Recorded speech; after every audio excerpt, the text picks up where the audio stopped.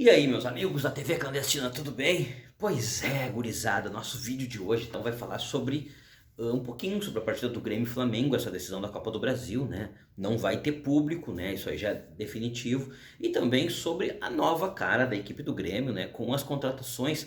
E afinal de contas, as contratações do Grêmio tem alguma coisa a ver, mas Felipão quis contratações que hablam espanhol? Muito curioso, né? Filipão foi direto na castelhanidade, ele não pediu jogadores brasileiros, inclusive alguns, né, que todo mundo queria, como era unanimidade, não foram nem cogitados pelo Luiz Felipe. Então, Luiz Felipe, mais uma vez, quer que o Grêmio hable en espanhol, gurizada, que maravilha. Quer saber um pouco mais? Vamos falar um pouco sobre isso? Será que é só por causa da língua? Vamos discutir isso então. Se inscreve aqui no canal, vem com a gente e vamos falar sobre isso. E aí, meus amigos da TV Clandestina, o negócio é o seguinte, como é que vocês estão? Coração muito ansioso para esse jogo do Grêmio e Flamengo?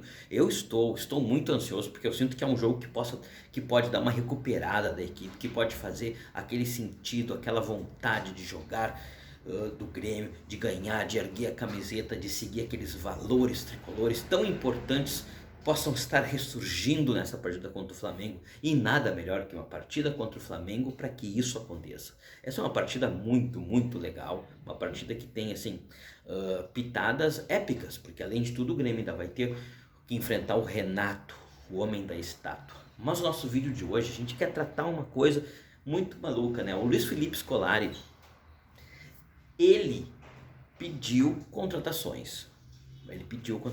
Ele analisou o mercado, ele pediu contratações, e não é que nas contratações de Luiz Felipe Scolari tem uma lista de jogadores que hablam espanhol.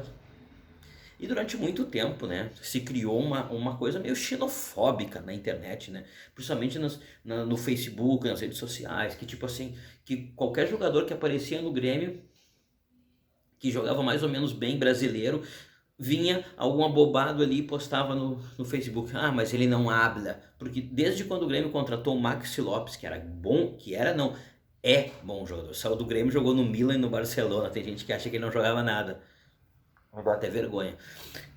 Então cada vez que o Grêmio, claro, o Grêmio trouxe Bertoglio, que era um bom jogador, trouxe o Alan Ruiz, que fez gol em Grenal, né, inclusive nas mãos do Filipão, né, não vamos esquecer disso. E o Filipão sempre gostou da castelhanidade, sempre gostou dessa coisa gaúcha castelhana, essa, né, jogadores que hablam em espanhol. Por quê? Porque os jogadores que falam espanhol têm um diferencial, e é sobre isso que nós vamos falar no vídeo. E o Filipão, né, que tem um histórico. O Filipão em 2000 nada, meus amigos, voltando lá, em 1995 ele pede para o Grêmio trazer nada mais e nada menos do que, tá na ponta da língua de vocês, Arce e Rivarola, dois jogadores que foram fundamentais na conquista da Libertadores de 95. E agora, né, lá em 2014, quando o Filipão chega, ele pede o Maxi Rodrigues, né, do Peñarol. Não era do Peñarol, tava no Danúbio. E também pede o Alan Ruiz, que era uma revelação, né, uma revelação no futebol argentino.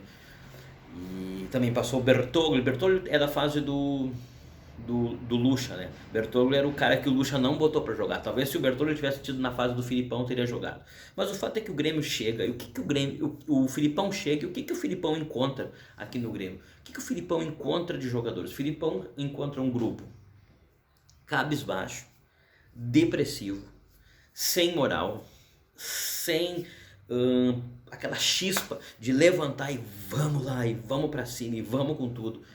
E então o Filipão faz a sua vasta lista de jogadores para trazer, e eis que ele, né, saca mais uma vez da cartola a sua lista de castelhanos, a sua lista de jogadores que hablam em espanhol. E ele, o primeiro nome que o Grêmio pensa, né, que é um jogador que já foi campeão da América, é um jogador que tem uma estirpe, tem faro de gol, joga na seleção do seu país, o Borja, que é um centroavante que é uma tormenta para qualquer zagueiro, e que por algum motivo da vida, do destino e sei lá do que mais, estava completamente delegado a sua participação no Palmeiras, já que ele não iria jogar. Vamos falar sincero, o Borja não iria jogar no Palmeiras. Então o Filipão inteligentemente saca Borja, Bom, e o Filipão precisava de mais jogadores. Por quê? Porque o grande problema do Grêmio, além do time, do grupo que parecia cabisbaixo, depressivo, é a questão física também.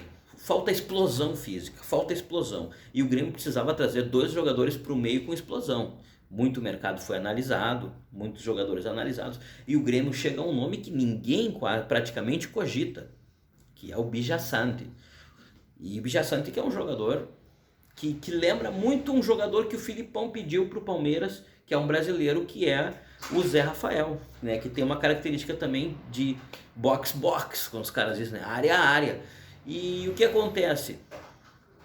O Bijaçante, então, é contratado e o Bijaçante já tá mostrando, é um jogador que tem uma inteligência. Semana passada eu falei dele, esse fim de semana eu falei de novo o crescimento, principalmente do Lucas Silva, que encheu o olho de todo mundo, tem muito a ver com esse jogador.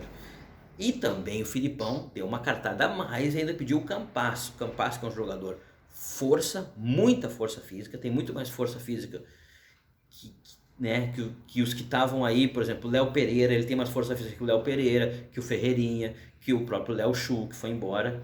Ele tem uma força física do nível de um Douglas Costa quando o Douglas Costa recuperar. O Campaz é um jogador voluntarioso, de muita força física e um grande achado. Mas, e me parece não, há boatos aqui, ó, me contando que o Filipão quer pelo menos mais um que hable em espanhol. Uno más que hable en espanhol. Esto... Me parece que o Filipão sabe das coisas, gurizada. Me parece que o Filipão sabe das coisas. Né? Me parece que aquele pensamento renatista que tinha no centro do Grêmio de que não, o jogador que fala espanhol aqui não vai jogar, só jogou o Kahneman, né? Só jogou o Kahneman. E o Kahneman jogou porque quando o Renato chega, o Kahneman já tinha botado a vaga de titular aqui. E quando o Renato pôde, ele conseguiu tirar o Kahneman e botar o David Braz num jogo contra o Santos para decidir uma vaga de Libertadores. O homem que não acertou uma bola, o tal do David Braz, e o Kahneman ficou sentado no banco assistindo o David Braz jogando. Porque o Renato tem um problema, né? O que o Filipão tem de gaúcho, tem desse esse sentimento que se interlaça com o castelhanismo, o Renato não tem, o Renato não conhece, o Renato é carioca, meus amigos, o Renato é carioca. E o Filipão sabe muito bem. E aí que tá o porquê. Por que o Filipão gosta tanto do jogador? Por que o Filipão gosta tanto do jogador sul-americano? Do jogador principalmente da Argentina, do Uruguai, do Paraguai, muito ele. O Filipão gosta muito do Paraguai. Inclusive, a proposta de treinar o Paraguai tinha chegado pro Filipão junto da proposta de treinar o Grêmio. E o Filipão sempre se mostrou muito apaixonado pela seleção do Paraguai e também da seleção do Uruguai, que é a seleção que talvez o Filipão sempre falou maravilhas, porque ele gostava da cultura tática. E por que o Filipão gosta tanto? Porque o Filipão tem uma sensação que às vezes passa na mídia e que ninguém fala, e que ninguém comenta, e que ninguém coloca como foco.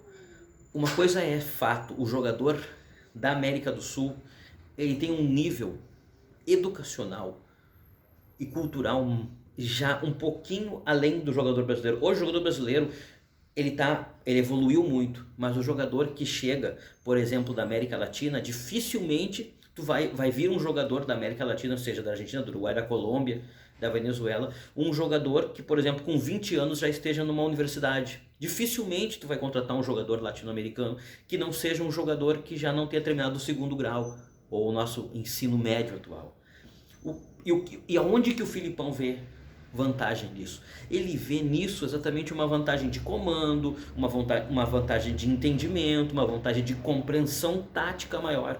E por isso ele gosta tanto, por isso o Filipão gosta tanto desse tipo de jogador. Além de, claro, sangue castelhano, a picardia que o jogador latino-americano tem, o jogador que fala espanhol, a catimba, a raça, a entrega, o não se entregar nunca, o não desistir jamais, o ir até a muerte, colocar o pé na chuteira do adversário, como muitas vezes fez o Kahneman. Isso, o Filipão é apaixonado por isso. E o que o Filipão sentiu? Que o time do Grêmio era bom tecnicamente, mas faltava sangue, sabe? Sangue. E por isso o Filipão pegou esse Grêmio que alguns abobadinhos de internet colocavam aí no Facebook, não, mas se Abner vai jogar, como se fosse um problema o cara falar castelhano, falar espanhol. O Filipão termina com essa palhaçada, pede 3 jogadores que falam espanhol e não tem nenhum abobado reclamando disso. Ai, contrato é brasileiro. O Grêmio contratou 28 jogadores, sendo que desses 28, quase 20 vieram do Rio de Janeiro, na época Renato. E o resultado tá aí, Paulo Vitor e o resto vocês sabem, todo mundo. Os nomes vocês sabem. Então, parabéns, Luiz Felipe. E que a direção dê mais 1 ou 2 jogadores para eles, que além dessa picardia, dessa vontade, dessa inteligência, dessa parte cultural um pouco mais elevada, ainda tem que a preparação física nos países vizinhos está melhor que a do Brasil, porque o Brasil fez um calendário circular, praticamente não tivemos pré-temporada. Os países vizinhos, principalmente a Colômbia, Chile e o Paraguai, tiveram uma pré-temporada, o que faz com que alguns jogadores estejam num nível de explosão física maior do que os que jogam no Brasil. Certo, meus amigos? Então o vídeo de hoje era isso. Afinal de contas, hablar espanhol hoy es para jogar em Grêmio? Sim, seguro que sim, não tenho dúvidas. Então o negócio é o seguinte, o Grêmio hoje fala espanhol, habla em espanhol. Graças, Filipão, ainda bem, porque o time começa a botar raça, começa a mostrar força e começa a mostrar o que já não tinha, que é sangue, indignação e vontade de pelear por todas as pelotas. Um abraço para todo mundo, fiquem bem e sigam o nosso canal TV Clandestina. Eu sou o Ariel Leal, abraço, fui.